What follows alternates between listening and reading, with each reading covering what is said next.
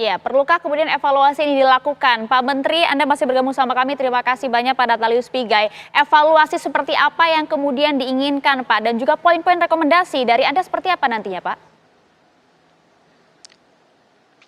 Jadi gini, secara spesifik saya tidak elok untuk bicara tentang hal yang sangat teknis tentang poin-poin rekomendasi ya. Tak karena sudah menjadi perhatian DPR ya. Dalam hal ini Ketua Komisi 13 sudah menyampaikan hal yang sifatnya bagaimana mengevaluasi terkait dengan penggunaan senjata ini. Kemudian yang kedua, bagaimana secara teknis untuk evaluasi itu juga ada pada institusi, yaitu institusi TNI maupun juga Polri ya. Kalau kami lebih kepada andaikan kami diminta untuk memberikan masukan sebagai sesama rumpun eksekutif, kami siap untuk memberikan masukan ya dalam rangka membangun mainstreaming human right, hak asasi manusia institusi pemerintah, baik itu kementerian, lembaga maupun juga daerah. Itu konsep kami. Konsep kami adalah mainstreaming hak asasi manusia di instansi pemerintah. Karena itulah secara teknis seperti apa saya tidak elok, saya tidak bisa menyampaikan karena saya adalah bagian dari rumpun eksekutif. Kalau andaikan terjadi evaluasi soal itu di institusi TNI dan Polri, kami siap untuk ikut memberi kontribusi dalam perspektif hak asasi manusia dalam rangka perubahan atau revisi dan peraturan yang terkait dengan penggunaan senjata. Saya kira itu ya. Terima kasih. Oke, baik, terima kasih banyak Pak Menteri Hak Asasi Manusia, Pak Natalius Pigai atas waktu bersama kami di Apa Kabar Indonesia Malam. Sekali lagi terima kasih dan selamat beraktivitas kembali. Assalamualaikum. Menarik Pak Rianto, kalau kita lihat nampaknya Menteri HAM fokus dalam hal ini dan juga bagaimana adanya evaluasi total. Karena tentunya tak hanya keresahan dan juga rasa takut yang ditimbulkan, tapi tentunya negara harus hadir untuk memberikan rasa aman. Respon Anda tadi dengan evaluasi secara total ini? Saya sangat berterima kasih dengan Pak Natalius Pigai ya mengenai HAM. Dan bagi saya memang sudah pada waktunya ya, bukan sekarang, sejak dari dulu saya sudah menyoroti bahwa sistem penggunaan senjata api itu harus dievaluasi. Karena gini, selama ini kan banyak salah menggunakan ya. Tapi kita harus memilah-milah itu. Karena banyak sekali kelompok yang ya dikasih izin untuk menggunakan senjata api. Dan solusinya tidak hanya ganti regulasi itu nggak jelas kan gitu kan. Nah, saya menambahi dari Pak Menteri tadi ya. Nomor satu, penggunaan senjata api itu adalah aparat pertahanan, tentara ya. Itu senjata apinya untuk membunuh musuh.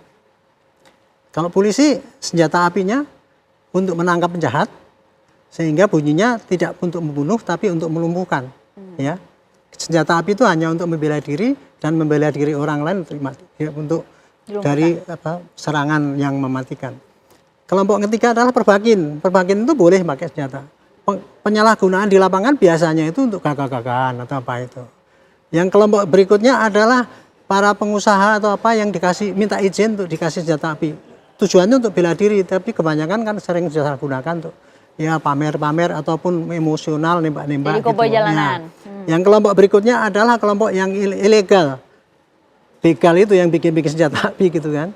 Dan yang terakhir adalah anak-anak kecil yang untuk main-mainan itu sehingga bisa minum. Nah, 6 kelompok ini bagaimana sempat untuk menangkis ya, untuk mencegah itu. Ada solusinya sendiri-sendiri. Nggak bisa disamaratakan? Nggak bisa disamaratakan. Tapi kebanyakan kan kemudian perizinan apakah ketat apa enggak itu. Umumnya kayak gitu berpikirnya ya gitu. Itu tidak salah, tetapi itu tidak mendapatkan solusi yang terbaik. Selama ini perizinan kepada 6 kelompok ini, kecuali yang ilegal tadi itu sudah ketat sekali. Tapi di prakteknya kan mereka banyak menyalahgunakan. Makanya ini saya mumpung di sini ada Bapak DPR juga, saya menyarankan seandainya ada evaluasi itu ya. Nomor satu kalau untuk yang TNI itu ya, yang dievaluasi adalah senjata api itu yang dipakai oleh TNI itu sebaiknya hanya untuk perang. Dan apabila dia pas lagi lepas dinas, senjatanya tidak boleh dibawa. Saya pernah ke Jepang ya itu, tentara di sana itu kalau dia mau ke kota, dia harus lepas pakaian sipilnya dan senjatanya ditaruh sehingga tidak ada lagi militer yang di tempat keramaian bawa senjata api itu. Kalau itu dilarang itu otomatis akan sangat sedikit itu penyalahgunaan TNI, oknum TNI ya di dalam kasus-kasus kejahatan kala ini. Nah, untuk polisi solusinya adalah robah sistem kesenjataan polisi. Polisi senjata organiknya hanya senjata yang untuk melumpuhkan, bukan untuk membunuh. Senjata membunuh hanya untuk tugas polisi yang khusus menghadapi ancaman yang berat. Kemudian untuk perbakin juga demikian juga hanya boleh di lapangan. Nah, kemudian sama juga pengusaha yang mendapatkan izin. Begitu nanti untuk gagakan cabut dia gitu. Jadi solusinya itu masing-masing ada yang spesifik gitu. Nah, mudah-mudahan ini ya, ini trigger yang dipacu oleh Pak Natalius Pigai ini itu akan merubah sistem lah, sehingga kita jangan terlalu mau ribut-ribut, wah sistemnya izinnya bagaimana, apa nggak diperiksa psikologinya. Itu kalau mau memberikan itu syaratnya udah jelas, lengkap dan dikerjakan. Tapi kan yang terjadi kan yang sudah di lapangan. Implementasi penggunaannya Implementasinya. ya. Dan kemudian sanksi kepada penggunaan itu yang tidak begitu ketat gitu ya, sehingga ya tidak mujarab obatnya itu. Jadi saya senang ya ini. Mudah-mudahan ini jadi trigger dan ini negara mewakili untuk merubah sistem persenjataan yang baik di TNI, polisi maupun perbakin maupun yang untuk umum, termasuk juga bagaimana senjata yang ilegal yang dibikin orang itu harus hukumannya harus berat sekali. Hanya dengan kayak gitu ya. Jadi intinya bahwa solusi ini tidak hanya pada regulasi doang, tapi juga kepada preventif daripada masyarakat itu sendiri gitu ya. Kalau semua sadar bahwa kita itu harus mencegah jangan sampai itu menggunakan senjata api yang salah itu, saya kira akan berkurang itu kejadian-kejadian. Oke, menarik. Mumpun di sini juga ada anggota Komisi 1 DPR RI. Pak Yoyo, Anda sepakat tidak sih bahwa kemudian ada pembatasan penggunaan senjata api bagi aparat TNI misalnya tadi disampaikan oleh Pak Arianto, Pak Yoyo?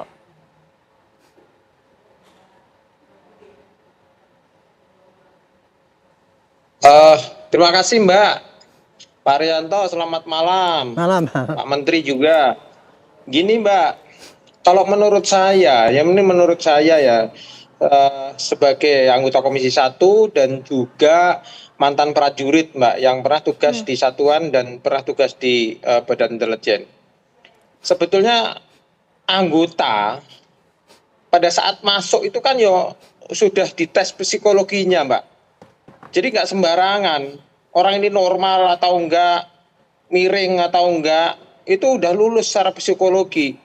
Dan aturan-aturan untuk pegang senjata,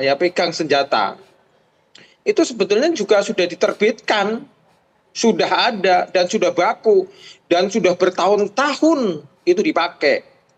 Nah, di sini kalau misalkan terjadi oknum atau musibah yang secara beruntun, ini kan pasti ada sebab.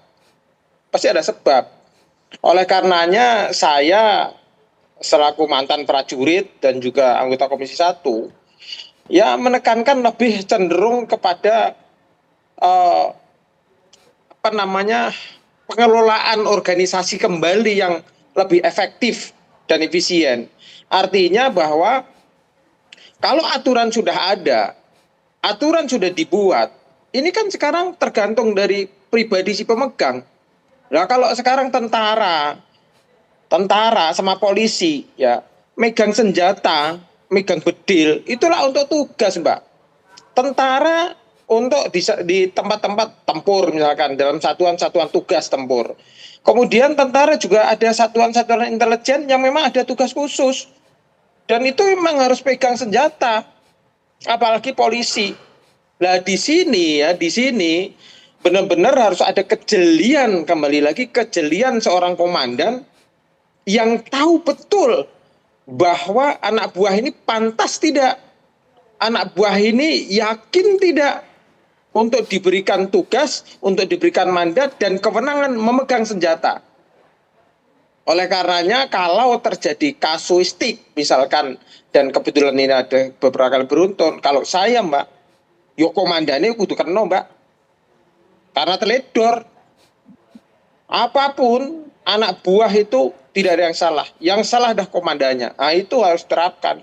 Kalau itu diterapkan, benar-benar dipegang oleh semuanya, saya yakin semuanya akan terkonsolidasi. Dalam artian, si komandan pasti akan mengecek secara berkala ini anak buah saya yang saya kasih tugas keluar, ini anak buah saya yang saya kasih tugas di beberapa tempat, kira-kira ada masalah enggak? Sosiologisnya ada masalah enggak? Nah, di situ fungsinya seorang komandan untuk mengadakan pengecekan secara rutin, ya, pengawasan secara rutin kepada seluruh anak buah yang bertugas di lapangan. Saya kira itu, Mbak, yang bisa kami sampaikan, waskat atau pengawasan melekat seorang komandan kepada seluruh anak buahnya itu merupakan tanggung jawab penuh seorang komandan. Aturan dan segala macamnya sudah dari puluhan tahun yang lalu ada, Mbak, ada. Terima kasih, Mbak, itu. Oke, dari saya. Kalau begitu Pak Babarudinto, cukupkah kemudian hal demikian pengelola institusi kejelasan atasan untuk melihat apakah anak buahnya petugas ini layak diberikan kewenangan untuk memiliki senjata, memegang senjata agar tidak disalahgunakan, atau justru memang ada evaluasi total bagaimanakah kemudian kapan saat-saat yang tepat seorang petugas harus memegang dan juga memiliki senjata tersebut? Dijawabnya nanti sesaat lagi, tetap bersama kami.